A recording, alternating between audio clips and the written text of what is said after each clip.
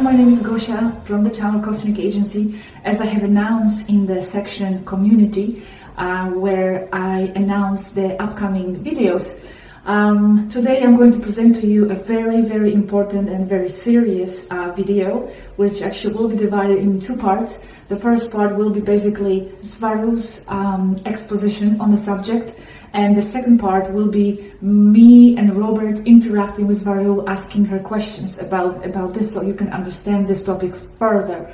And this is the topic of the direct contact with the human race, whether we are ready for this massive and open contact with the extraterrestrials or not. They have been here for a long time. They have been studying, examining our race for a long time, interacting with humans directly. And they have reached certain conclusions. And Swaruu here explains these conclusions and her point of view and her ideas about this topic. It's not going to be easy. It's not going to be something, love and light and peace and all is good and ascension. She's not here for that. She's here to wake us up, but in a different way, to push us forward, to wake us up from the inside, so we ourselves can help ourselves in this process. So I'm going to leave you with the video. Enjoy it, listen to it very carefully, and I'm going to see you at the end of the video.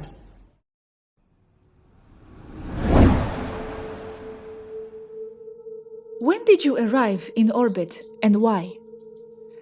Even though the Taygetan race has been involved with humans of the Earth since millennia, the more recent arrivals from the point of view of the linear time were in 1775 in Virginia, USA, an incident in which George Washington talked with a Nordic woman in a single-piece uniform.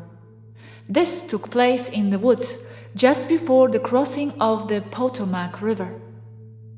1919 to 1945, Germany, Austria, Rachel and Synonym. 1952 to 1961, USA, Russia, Rachel, Thor.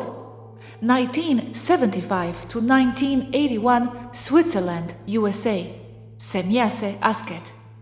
2008 to 2019, World, Asket, 1112 and Company. I, Swaruu, arrived for the first time on the 30th of October 2015. Then I went back and returned here on July the 4th, 2017. Taygeta has been continually present here since 2008. Aneka from May of 2016 until now.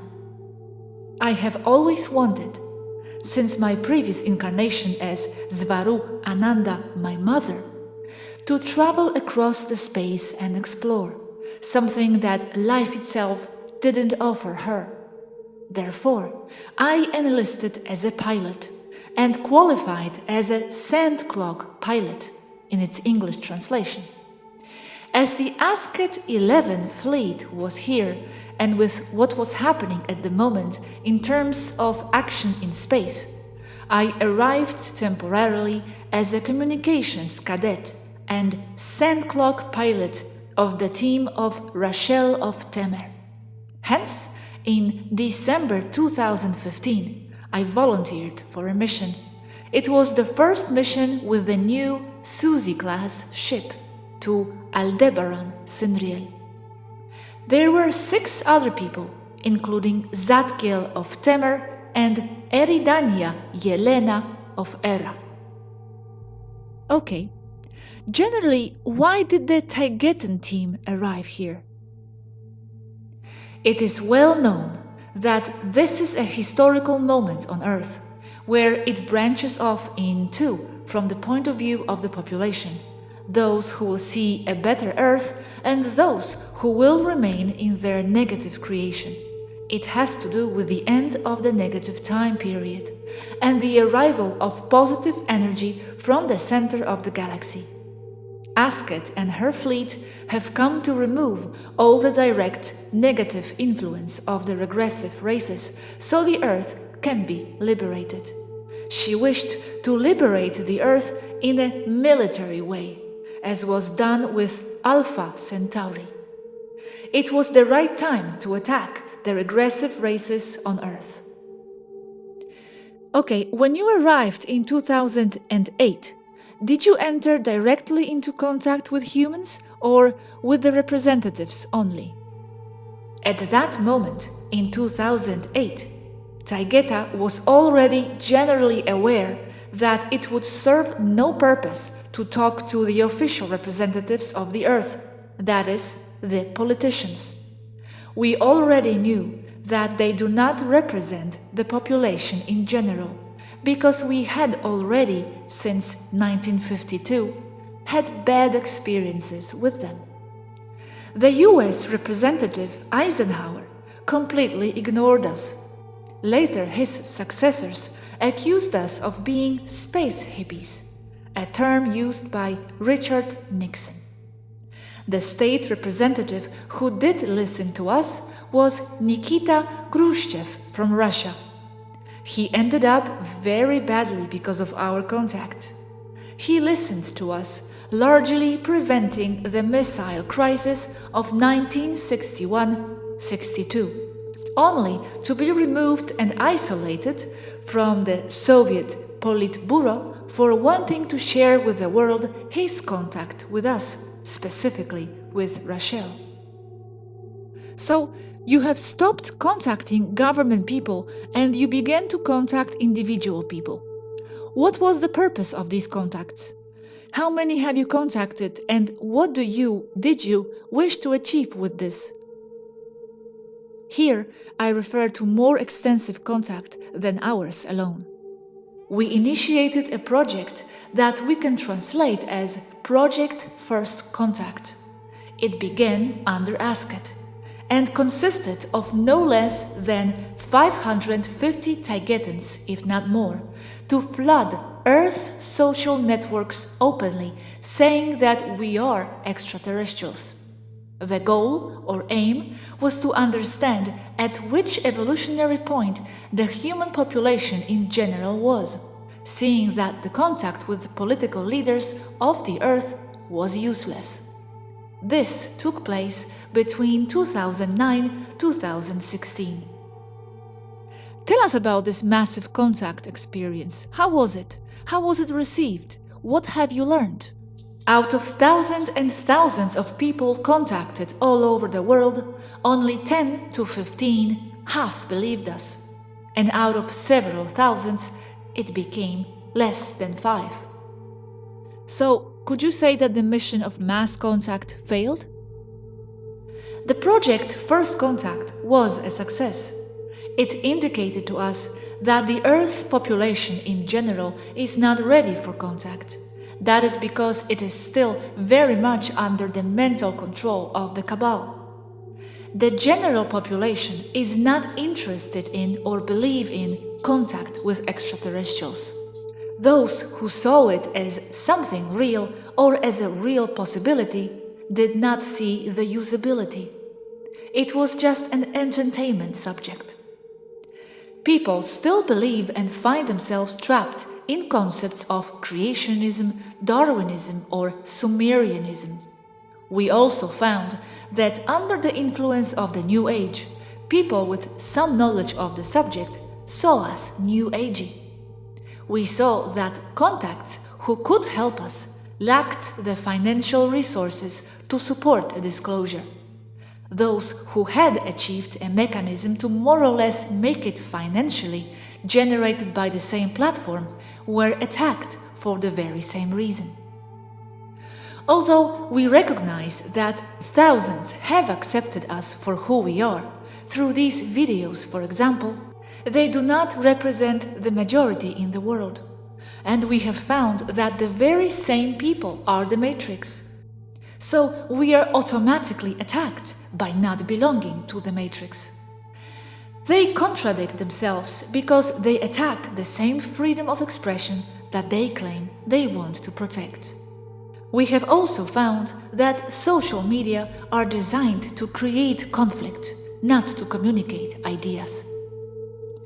We have found that there are many people on Earth who are ready for contact and who are awake as to what is happening on the planet. We have found that there are very wise people down there, wise in many ways. But overall, as a planetary culture, you are not ready for contact. In fact, you are much more backward or immersed in what we have called the Earth Control Matrix than what we thought in the beginning of the project First Contact. Many of you have asked, why the primary directive? You see it as something negative or limiting that does not allow you to be assisted more. But it exists to make sure that the respect for people's and cultures' free will is respected. In this case, it is also to protect all who inhabit the Earth. In general, the majority of you, and as I said above, this does not apply to everyone, are still in a victim deterministic mode. What you would like is for the Federation or anyone who can provide direct help to come and solve all the Earth's problem in an open way, by removing the corrupt politicians and totalitarian states. The Federation, the races that it is composed of, cannot act like this in Earth's case, because most of the people there still want the experience. This goes even for those who say they are awake and who have expressed a direct disagreement with what is happening with regards to the general dynamics that occur or follow as they are living as citizens of the Earth. We see this because even if you say you are against the unfair system and are awake, you still continue with behavior patterns that support the matrix. And you also remain attached to the value systems that the matrix itself, the controllers themselves, have set in action to prevent you from truly escaping mentally and from their planetary control matrix consciousness. You are still perpetuating attitudes that allow the matrix to grow in the negative and invasive direction against humanity and the people of the Earth. An example of this is to continue consuming junk items and to eat useless GMO food, to accept the use of harmful microwave technologies just because it is convenient at the moment, being attached to belief systems imposed by controllers, by the matrix. No religion on earth serves you, since each and every one was made and designed for population control, commissioned by those in power. All religions work against you. They don't tell the truth, and this is also true for the avatars they use. Your science is also dogmatic, therefore it too is religion. This has already been clarified in detail. Although your science serves to design a better bread toaster, it does not serve you to create free energy technologies, so that the population grows, evolves, and does not have to pay for it, much less to understand how the universe works. Human science is designed from its beginnings with self-limiting systems that do not allow growth beyond certain aspects and ranges of consciousness and thought. An example of this is your mathematics that is based on a decimal system, and it does not allow the understanding of the base energy frequencies of everything that exists, of universal energy, how it works and how to access it.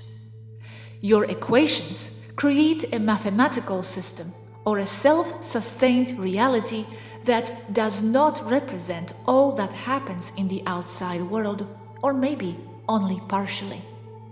In the same way, you ought to understand that concepts of socialism, capitalism, and democracy are also only illusory means or mental compositions designed for population control. These concepts only serve those in power. They create an illusion of being in control of who represents them. All important elections are already decided in advance, who will be elected and who will not. The minor elections of representatives of small towns that are not key to some other agenda will give the election to the people. But in the end, all the options will lead to the same point, since they are controlled from above. It doesn't matter which face represents them. As for minor elections of representatives with little power, there are cases of real people who want to make a change. But the same system will ensure that they do not go beyond this low-level political stratum. And all this is due to the intervention of invasive secret societies, mostly with economic corporate interests. The primary directive is there to protect the free will, what for us has been quite complex to transmit and to understand on behalf of the Earth's population, is that the free will that protects the primary directive does not only include the mentally conscious part of what a person, a citizen of the Earth incarnated there, desires. I refer to what each person consciously wants. The prime directive protects the deepest part of an incarnation's intent, the prenatal agreements of what a soul wishes to experience on Earth while being incarnated. In this case, there is often a clear conflict between what an incarnate person consciously desires and what the same person desires from the soul levels, from the levels of other densities. We recognize that the prime directive is not perfect and that it cannot include complex situations that occur on Earth right now, and it is mostly left to the personal decision of each ship's captain.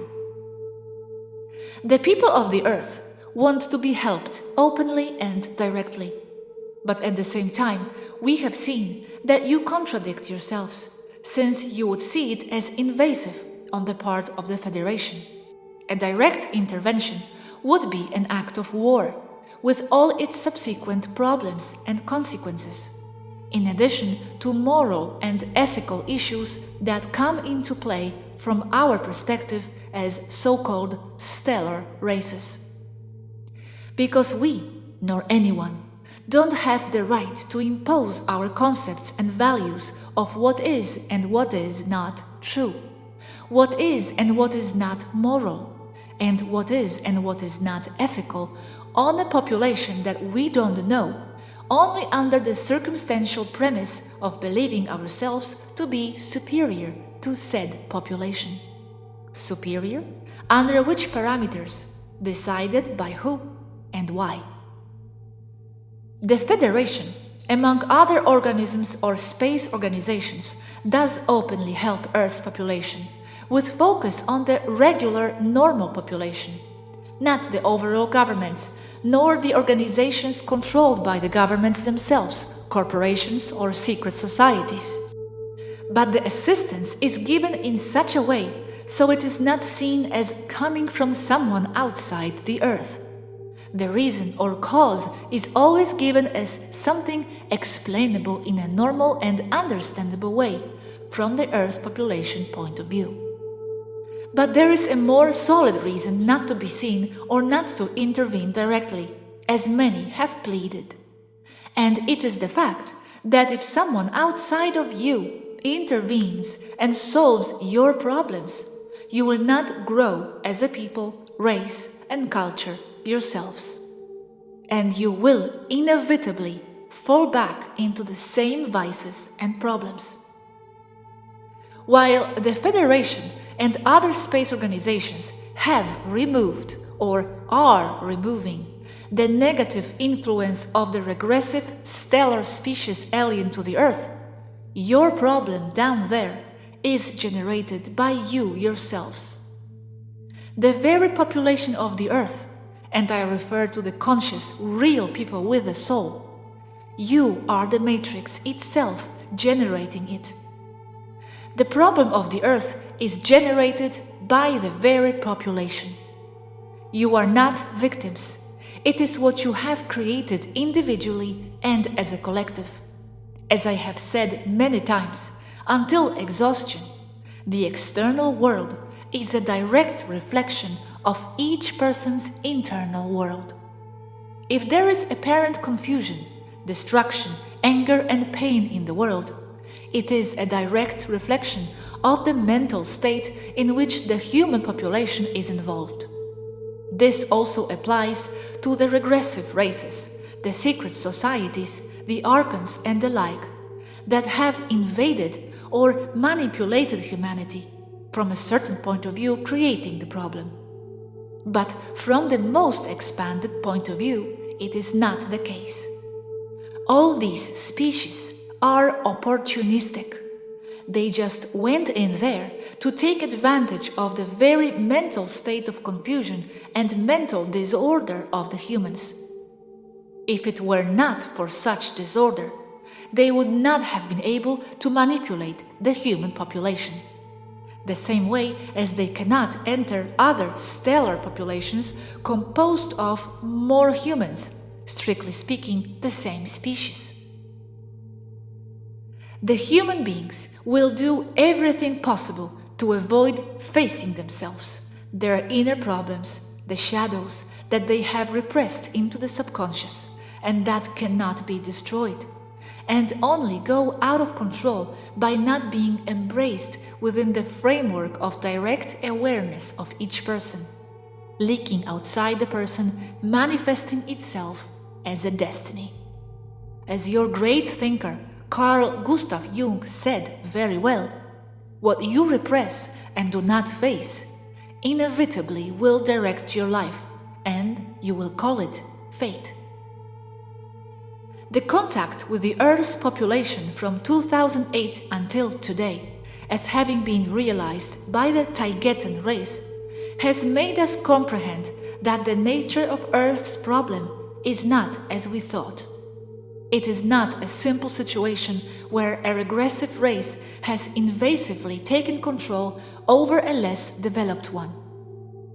We have found that the true cause of the problem is the Earth's population itself.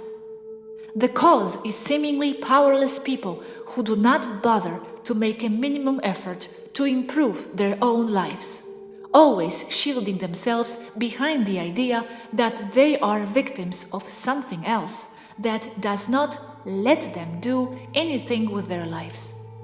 Of course, they are victims. There is no doubt about that. But what will they do about that today? The very controllers of the Earth, the regressive races and secret societies, are all generated and manifested by the population of the Earth itself. If you can generate and manifest all that, you can also remove it. There is nothing too small not to make a difference. Earth's value systems do not allow you to see the importance and the consequences, positive and negative, of small acts. You know this concept as the butterfly effect. Going down the street and seeing a small earthworm wallowing on the hot sidewalk, with its certain death to come, picking it up and putting it back on the grass on the wet ground does not seem like a great feat. But for that worm, it means everything. It means life. That little act brings positive shockwaves for those who do it, for those who receive it, and for everyone. The mind, the psyche, transcends the imposed material 3D. In itself, it is the way out. Having advanced spiritual consciousness, the person or the soul escapes the matrix of the Earth, the Van Allen belt. Individual work is the way out. The collective follows automatically the individual work in mass. The collective shadow work is comparable to sociology, and with it, one begins to return to old vices of imposing ideas and concepts on the masses. I do not doubt that you are victims, because this is a complex situation, like a vicious circle. But the fact is that the humans have the power to stop the situation on Earth by themselves, but they don't do it because they don't desire it or don't see it, or they desire it but they are still comfortable, perpetuating things that feed the very matrix itself. This goes even for those awake. You have to look for what you can do today for yourself to improve your life with what you have at hand, what you can do. Nothing is insignificant, but the problem is yours. We can only remove what does not belong to you. It is your individual growth, as and with experience, as it is at the species level. My conclusion about the First Contact program, which has been extended to thousands upon thousands on Earth, is that you are not ready. Mentally, you are very regressive and dangerous. This is why you are not prepared for mass or even individual contact as a race yet.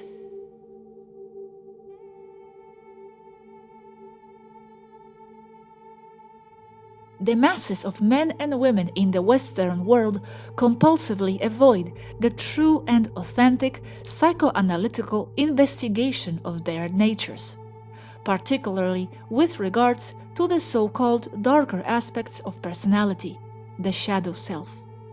However, not dealing with the psyche at all is systematically dangerous. A commitment is required.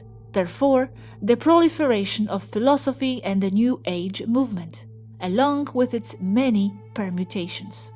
Infested with tricks and personalized twists for the ego, the application of its methods serves, for the most part, simply to reinforce that failed ego and its impulses.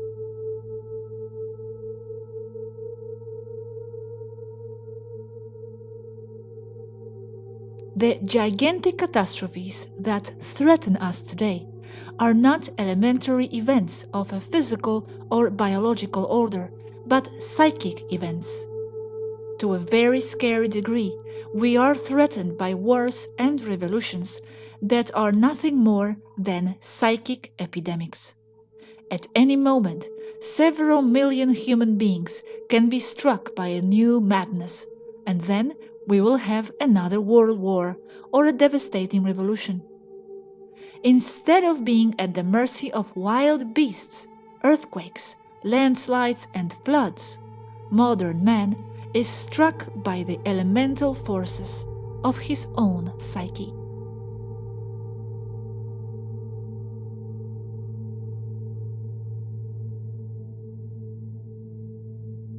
Well, what did you think of the video?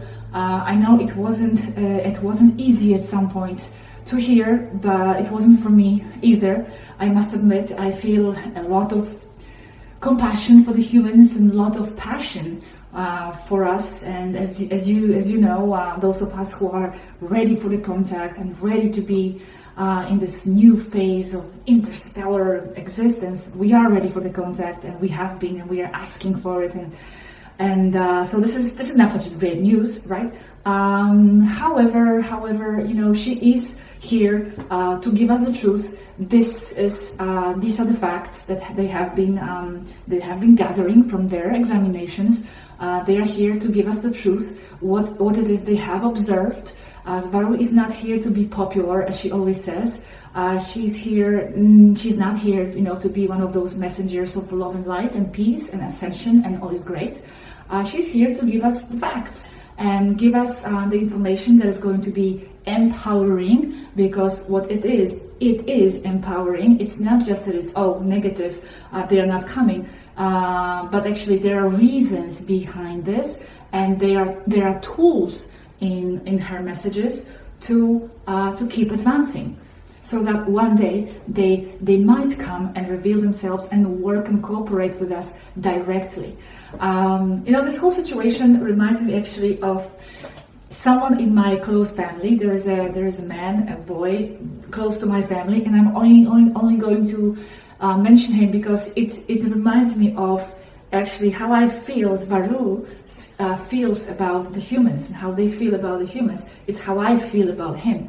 I'm from Poland originally, and I have left Poland. I left Poland 20 years ago, more or less. He hasn't left the country, even though he has been dreaming of going somewhere else, of not working where he's working, and of basically having a different life. He's suffering, he's depressed, he has been wanting to change his life for years. But what has been happening? For years and years and years, he has been asking me as someone on the outside, someone with the apparent better life and apparent tools for a better life, to give him help and to take him out of his situation.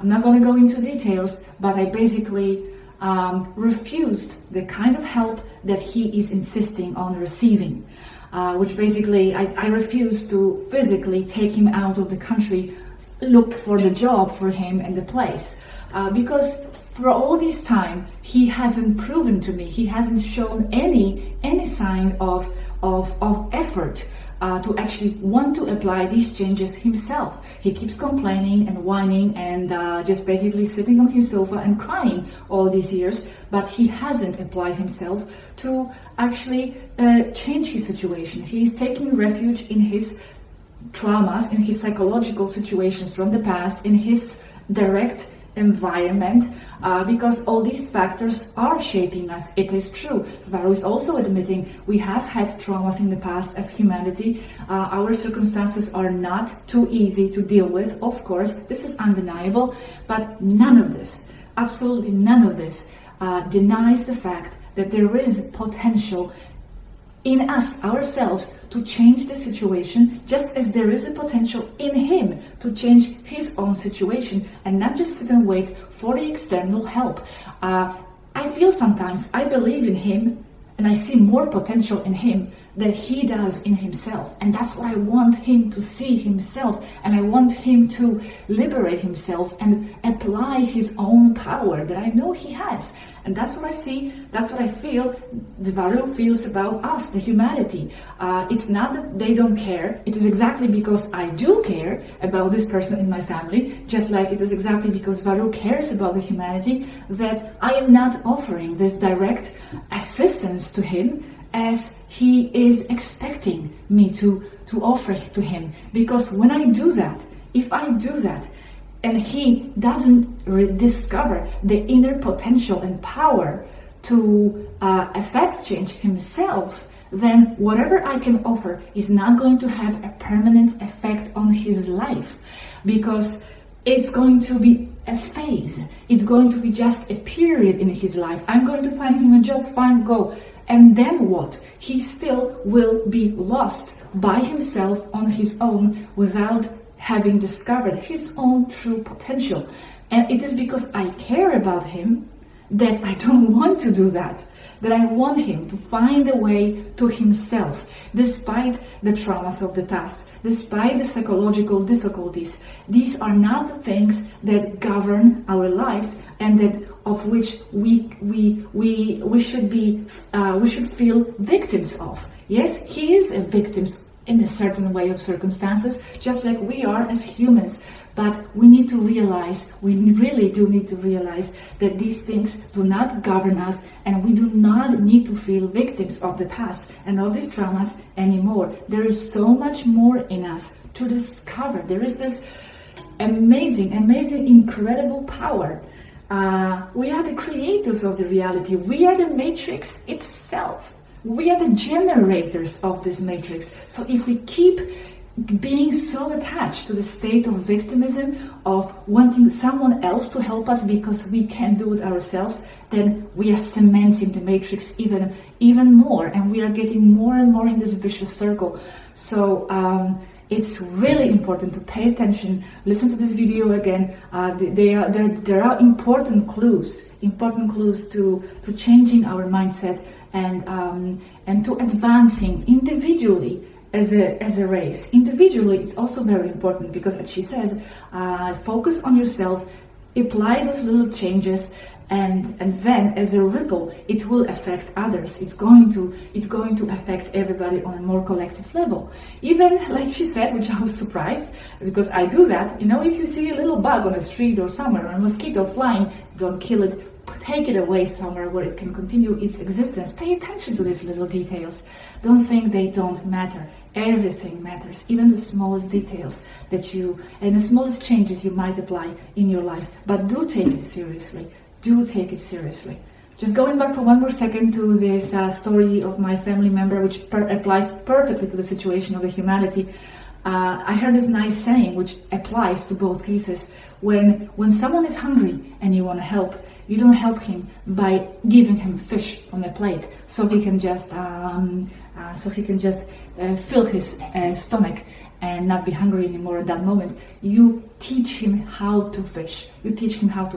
So this is why I have refused openly in my family to assist him in this way, because it's not going to be permanent. He's going to fall back on his old mindsets and errors, and his life will go back to how it was before. I'm trying to teach him how to fish so he can do it himself, and this is what Swaruu is so eager about, to teach us, give us tools so we can apply these changes ourselves. If not, and as she's saying, we are not ready for the contact yet on a massive level. So again, take this message with wisdom, with careful examination.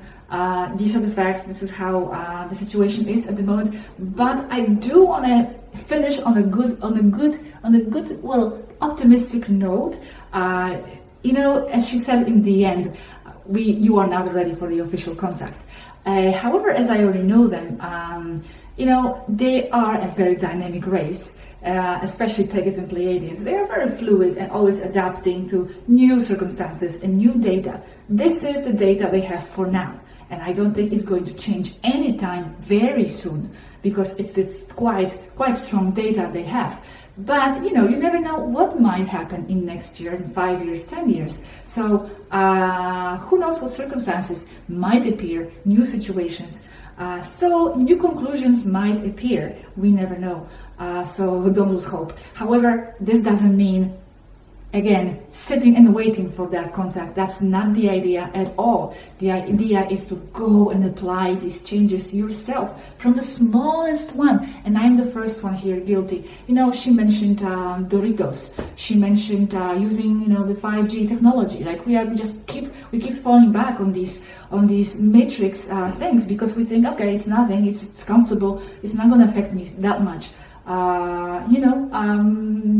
But this is supporting the matrix in quite a big way. So try to keep applying the changes. So the next video will be the second part, as I said, with our questions and much more information. You will actually understand the situation even more. Even more reasons will be given and behind all the situation, and more factors to consider. So in a few days the video should be ready, and you'll be able to see even greater panorama of this complex, very complex situation.